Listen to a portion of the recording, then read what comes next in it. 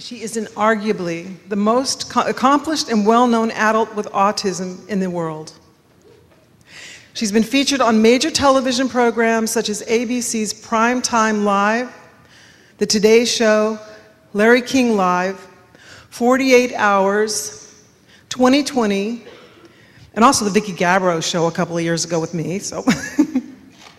And she's been written up in national publications such as Time Magazine, People Magazine, Forbes, U.S. News and World Report, New York Times, among numerous other recognitions by media.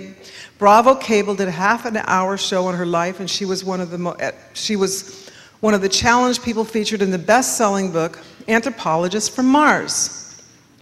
Dr. Grandin didn't talk until she was 3.5 years old, communicating her frustration instead by screaming, peeping, and humming. In 1950, she was labeled autistic, and her parents were told she should be institutionalized. We hear this a lot, don't we? She tells her story of groping her way from the far side of darkness in her book, Emergence, labeled Autistic, a book which stunned the world because until its publication, most professionals and parents assumed being diagnosed autistic was virtually a death sentence to achievement or productivity in life.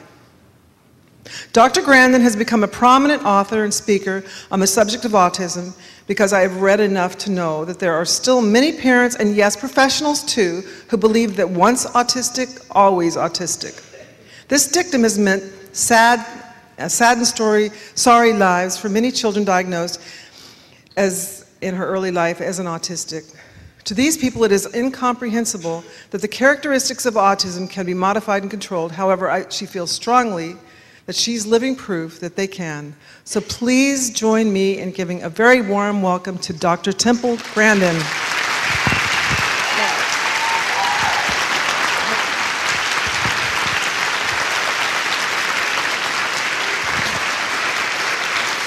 Oh.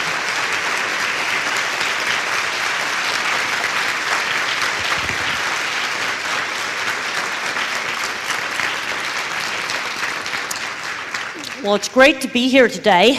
And I want, first of all, I'll just say that the picture that's here right on my title slide is from Karen's book, Little Rain Man.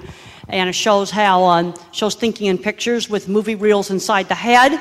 And I find now that some of the young people today ask, what are those things inside his head? Well, the 16mm movie reels. And that's what we had in our movies, you know, when I was in elementary school and high school.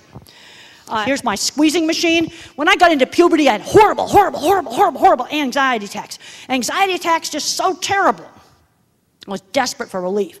And I found pressure from the squeezing machine helped to calm me down. Another thing that helped was lots and lots of exercise. So another thing is kids need to be getting lots of exercise.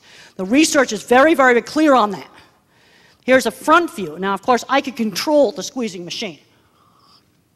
I couldn't stand being touched as a kid. I wanted to feel that nice feeling of being held, but I just got an overwhelming tidal wave of stimulation. And at first I pulled away from the squeeze machine, but then gradually I got to where I could tolerate being touched. And I think it's very important to desensitize these kids to being touched, because that nice feeling of being held helps you to have feelings of kindness. I found that using the squeeze machine helped me to have better dreams. I would see it in my dreams.